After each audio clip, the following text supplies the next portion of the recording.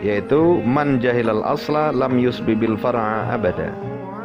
Siapa saja yang tidak mengetahui atau yang bodoh, itu tidak mengetahui dasar, lam yusbibil far'a abada, maka ia tidak akan pernah bisa menguasai, tidak akan bisa memahami dengan sebenar-benarnya tentang cabang selama-lamanya. Nah, begitu pentingnya ilmu usul atau dasar-dasar. Assalamualaikum warahmatullahi wabarakatuh. Bismillahirrahmanirrahim. Alhamdulillah, wassalatu wassalamu ala rasulillah Sayyidina Muhammadin ibn Abdillah wa ala alihi wa ashabihi wa mawalah.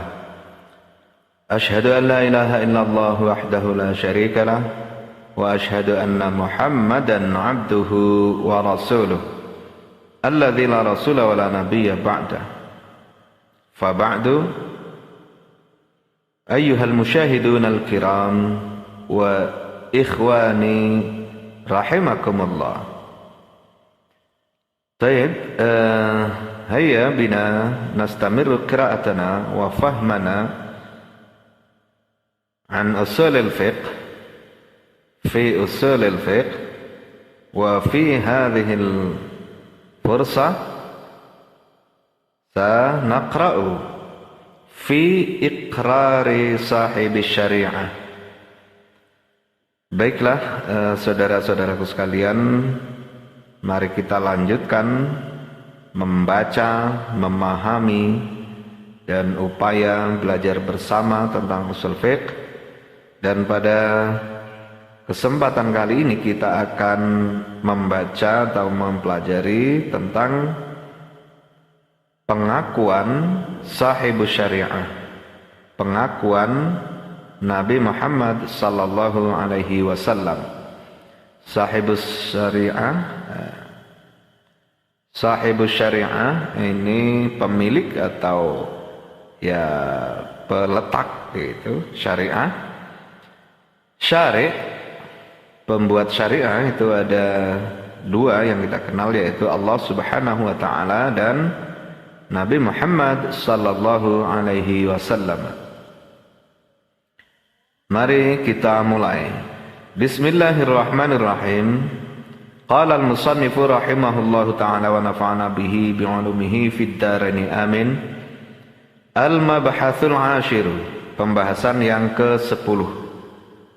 Fi iqrari sahibi syariati, mengenai pengakuan pemilik syariah, yaitu Nabi Muhammad sallallahu alaihi wasallam.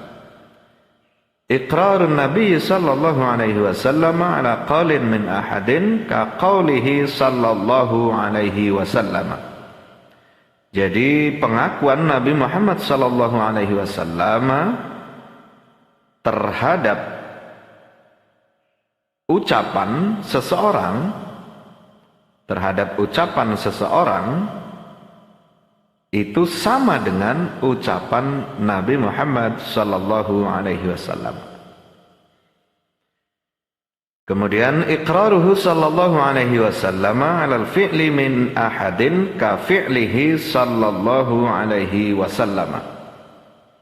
Demikian pula pengakuan Nabi Muhammad sallallahu alaihi wasallam tentang perbuatan seseorang itu sama dengan perbuatan Nabi Muhammad sallallahu alaihi wasallam. Oke, kenapa bisa demikian? Li'annahu ma'sumun min ayyuqirra ahadan ala munkarin. Nah ini, karena jelas bahwa Nabi Muhammad sallallahu alaihi wasallam maksum, terjaga, dijaga oleh Allah dari pengakuan atau dari mengakui seseorang, baik itu ucapan maupun perbuatan, dalam hal kemungkaran. Nah itu, jadi tidaklah mungkin bahwa Nabi mengakui ucapan sahabat atau perbuatan sahabat yang ucapan atau perbuatan itu adalah kemungkaran. Nah, itu tidak mungkin. Sebagaimana kita ketahui bahwa Nabi Muhammad SAW dari sisi kenabian kerasulan yang adalah mendapat wahyu dari Allah itu maksum, dijaga dari hal-hal yang tidak benar, dari hal-hal yang keliru, dari hal-hal yang ngawur di dalam meletakkan aturan-aturan agama, karena beliau adalah syari'. Namun jika menilik Nabi Muhammad SAW dari sisi kemanusiawiannya, kan ada dua dimensi kemanusiawian biasa seperti kita dan dimensi kenabian kerasulan. Nah, kalau yang sisi kemanusiaan seperti kita itu jelas pernah keliru, ya seperti kita.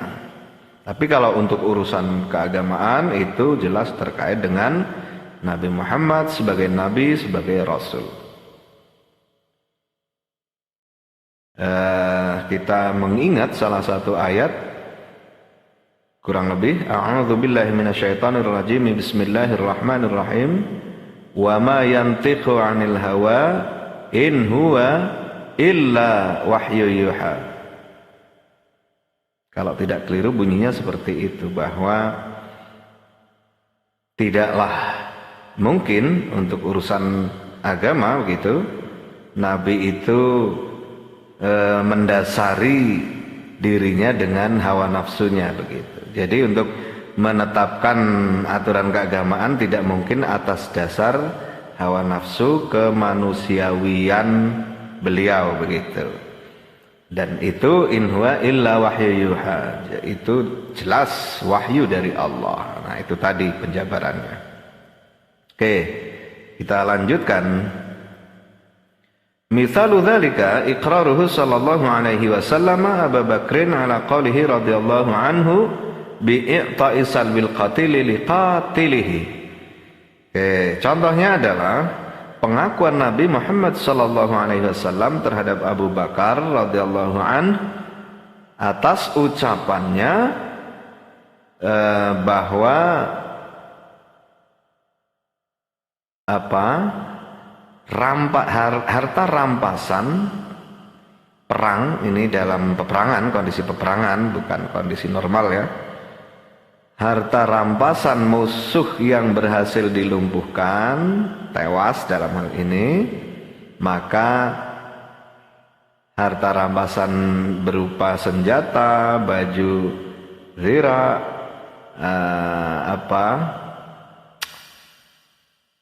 baju perang ataupun hal-hal lain yang ada di dalam si musuh yang sudah tewas tadi itu diambil dan diberikan kepada orang yang sudah berhasil melumpuhkannya. Nah, hal ini, ucapan Abu Bakar ini terjadi dalam peristiwa Ibnu Qatadah, tidak keliru dalam suatu riwayat. Jadi Ibnu Qatadah berhasil melumpuhkan dan menewaskan musuh dalam peperangan melawan kaum musyrikin ya. Itu lalu apa yang dimiliki oleh musuh yang sudah tewas tadi diambil dan diberikan kepada Ibnu Qatadah. Dan kata-kata atau ucapan Abu Bakar ini diakui, dibenarkan oleh Nabi Muhammad sallallahu alaihi wasallam. Oke, selanjutnya contoh yang lain. Wa iqraruhu sallallahu alaihi wasallam Khalid bin al-Walid radhiyallahu anhu ala akli ad-dabbi rawahu Syaikhani. Contoh yang lain adalah pengakuan Nabi sallallahu alaihi wasallam terhadap sahabat Khalid bin Walid radhiyallahu anhu tentang Khalid yang memakan dab. Dab itu kadal. Kadal di Saudi sana di Timur Tengah itu berada di gurun biasanya. Jadi kadal gurun. Ya karena memang berada di gurun. Oke, ini diriwayatkan oleh Imam Bukhari Muslim. Kemudian wa ma fu'ila aw ma qila fi ghairi majlisihi wa alima bihi wa lam yunkirhu fa hukmuhu hukmu ma fu'ila aw ma qila fi majlisihi. Oke, sesuatu yang diperbuat atau yang diucapkan oleh sahabat dalam hal ini oleh orang lain pada zaman Nabi di luar majlis Nabi Muhammad SAW, jadi di luar forum bersama Nabi. Kemudian, namun Nabi mengetahui, mendengar hal perbuatan atau ucapan tersebut. Walam yungkirhu, dan beliau tidak mengingkarinya. Nah, yang demikian ini hukumnya sama dengan perbuatan atau ucapan yang dilakukan di dalam forum bersama Nabi, di dalam majlis bersama Nabi Muhammad sallallahu alaihi wasallam. Oke, ka'ilmihi, contohnya ka'ilmihi sallallahu alaihi wasallam halafa Abi Bakrin radhiyallahu anhu annahu la ya'kulu ta'ama fi waqti ghaidhihi thumma akala lamma ra'al akla khairan, rawahu Muslim. Ya, ini contohnya adalah pengetahuan Nabi Muhammad SAW terhadap sumpah sahabat Abu Bakar radhiyallahu an, bahwasanya Abu Bakar itu bersumpah tidak akan makan pada saat ia sedang marah. Nah, itu sumpah Abu Bakar. Thumma akala lama ra'al akla khairan. Namun kemudian Abu Bakar makan nyatanya ketika melihat makan itu lebih baik, begitu. Oke. Dan ini jelas bahwa bersumpah untuk hal-hal yang madarat itu memang kita tidak perlu melakukan sumpah itu. Ini diriwayatkan oleh Imam Muslim. Fayustafadu minhu jawazul hanfi bal nadbuhu ba'dal halafi idza kana khairan. Ya. Jadi hal yang bisa dipetik dari kejadian sumpah Abu Bakar ini adalah dibolehkannya melanggar sumpah, bahkan disunahkan melanggar sumpah jika itu dipandang lebih baik, gitu. Ya iya jelas.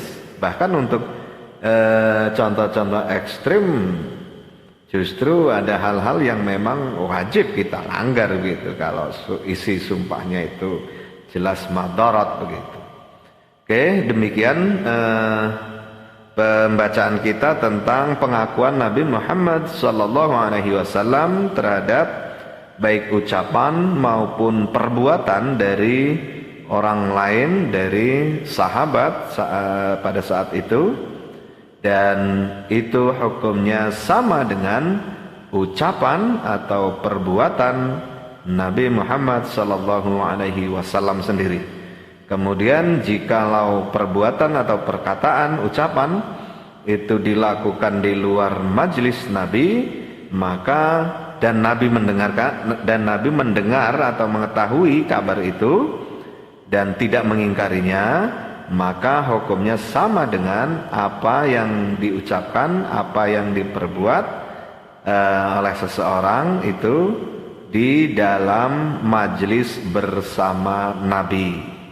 Oke, jadi yang tadinya di luar forum Nabi, tapi Nabi mendengar kabar itu kemudian tidak mengingkarinya, maka hukumnya sama dengan perbuatan atau ucapan itu dilakukan di dalam forum bersama Nabi Muhammad sallallahu alaihi wasallam.